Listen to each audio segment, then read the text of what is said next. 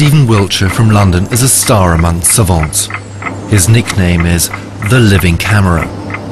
Stephen is autistic. He lives in a world of his own. Communication is difficult for him. He didn't speak his first words, pencil and paper, until he was 5. Yet when he was 11, he drew a perfect aerial view of London after only one helicopter ride. Even the number of windows in all the major buildings in his drawing was correct.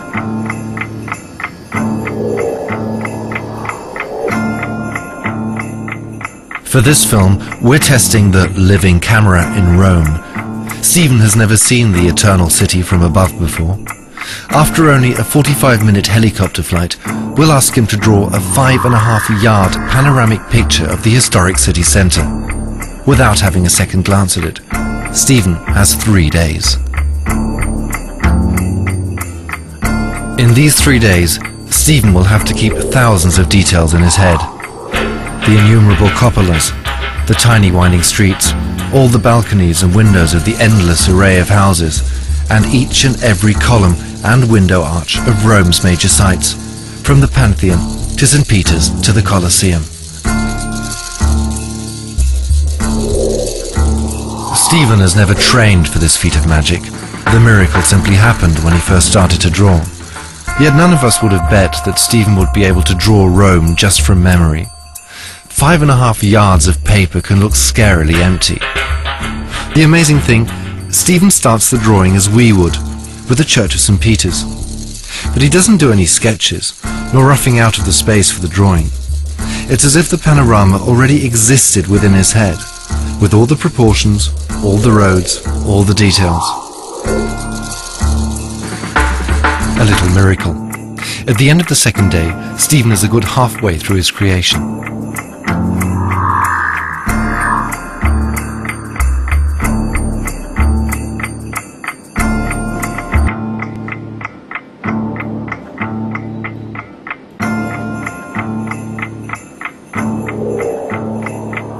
After 3 days of his drawing marathon, even Stephen Wiltshire starts to tire.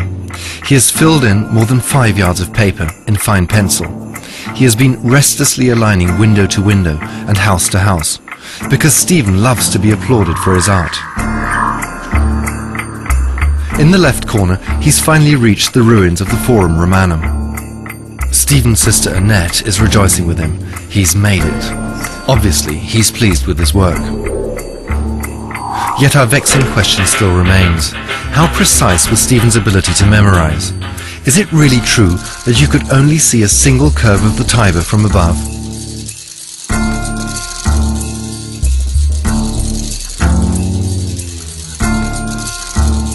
We started to compare the accuracy of the drawing with the real thing. Is Stephen's version of St. Peter's cupola too dominant? Yet here again, like with the curve of the Tiber, Stephen is frighteningly right.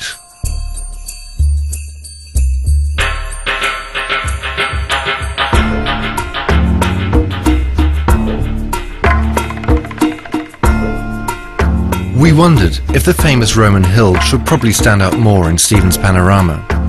But again, Stephen had seen it better. From 1,000 feet up, the hills are, optically, almost level. Checking the Pantheon, we did discover some minor inaccuracies on the roof. But the number of columns of the portal is again absolutely correct.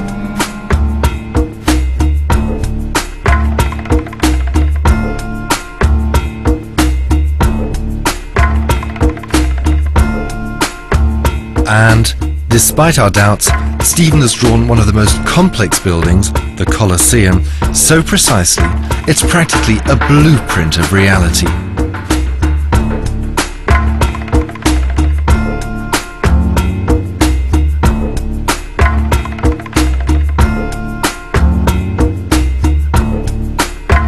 Stephen was also accurate in the instances we checked of nameless buildings and side streets. Had he had more time, his sister Annette believes, he would have put in even more detail.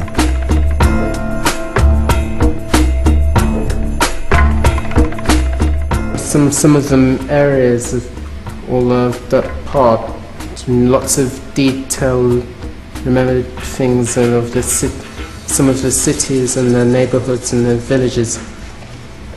And then